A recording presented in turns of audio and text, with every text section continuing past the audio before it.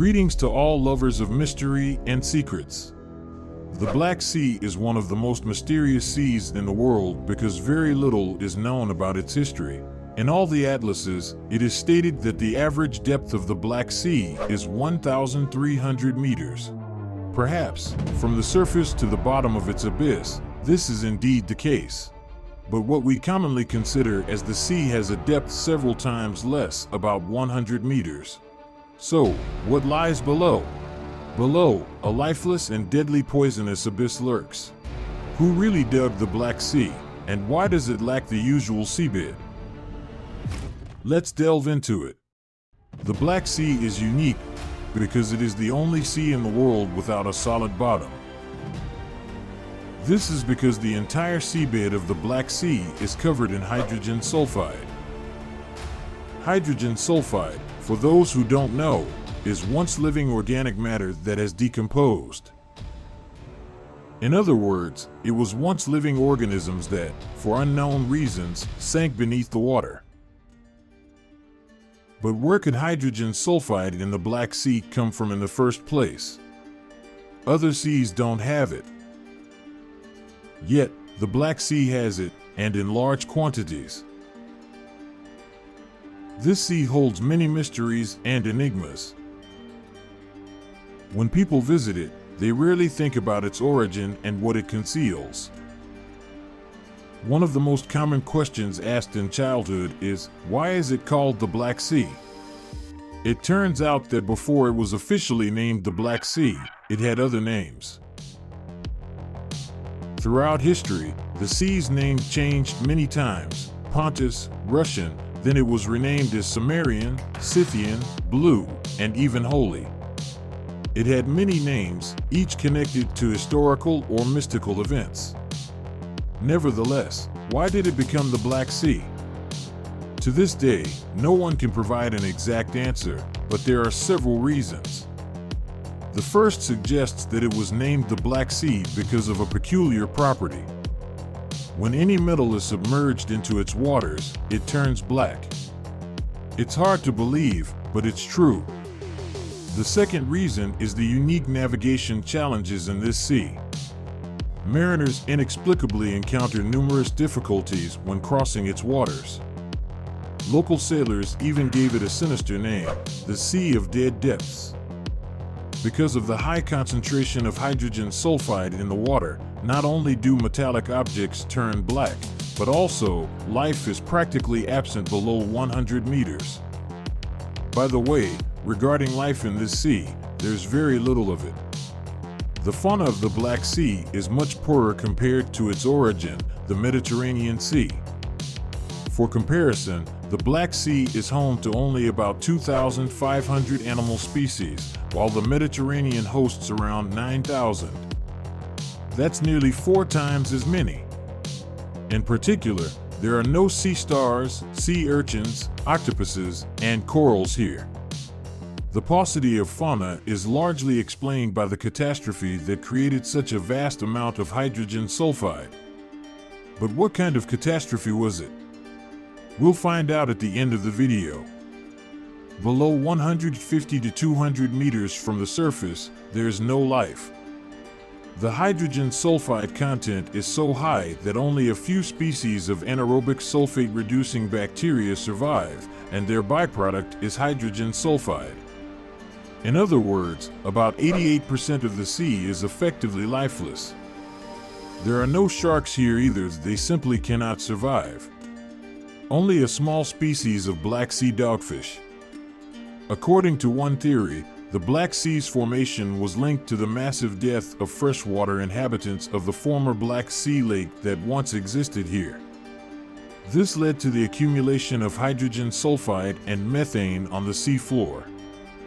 Of course, the mysteries of the Black Sea remain unsolved to this day.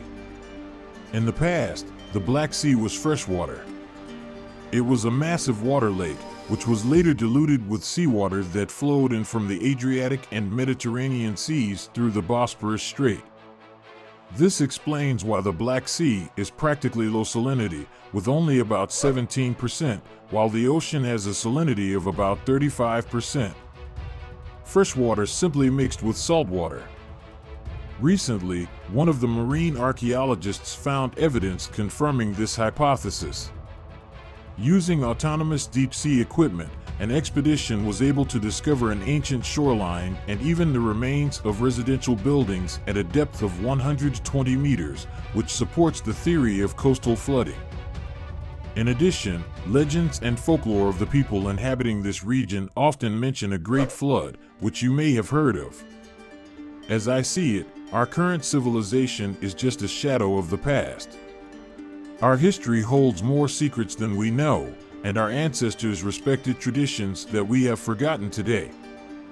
Interestingly, ancient sources mention numerous cities on the shores of the Black Sea.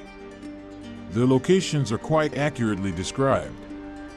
However, very little remains of them on land. Yet, in the sea, amphorae have been repeatedly recovered, and sometimes more substantial artifacts are found. It gradually became clear that many ancient cities were simply engulfed by the Black Sea. These ancient cities sank to the seafloor, and their ruins are hundreds of meters away from the current shoreline. Even now, you can find fragments of ancient architecture along the coast. Many modern port cities are also located on the sites of ancient settlements. This is not surprising, as people have always chosen convenient bays for establishing ports. But there are things that very few people know about. Under the Black Sea, there is a network of underground tunnels. I'm sure you've heard about the existence of underground cities in Turkey. Well, it turns out that they are even more extensive than previously thought. However, to this day, no one knows where these tunnels lead. In 1980, Romanian military builders working on the construction of the Black Sea-Danube Canal stumbled upon a secret entrance to one of the tunnels in the area near the Mufteler Cemetery. Later, the Romanians began to use it for secret movements into Bulgaria. But it is unknown who built these city tunnels and for what purpose, although they have existed for a long time. It's possible that this all dates back to the distant past, when this sea was just forming. Just take a look at this photo. It shows the bottom of the Black Sea. And here is a photo of a typical modern quarry. Don't they look remarkably similar? There's even a hypothesis that, for example, the Grand Canyon in the United States is also the result of quarrying. If you scrutinize this massive excavation, the Black Sea doesn't seem as fantastical anymore. What advanced civilization could have left its traces here? Who, when, and why was all this excavated? It seems we may never know. And considering that history is often rewritten, even the most fantastic theories can appear quite plausible. The very structure of the Black Sea seabed suggests it has an artificial origin. Moreover, the Black Sea is one of the youngest seas on Earth, which leads to the thought that it might have been created artificially and not too long ago. Imagine the scale of this work, moving over 1 million cubic kilometers of mainly rocky and semi-rocky materials. They had to move them somehow. But where were they taken? And how? How could ancient ancestors, without advanced technology, excavate and move such massive volumes of soil in historical times?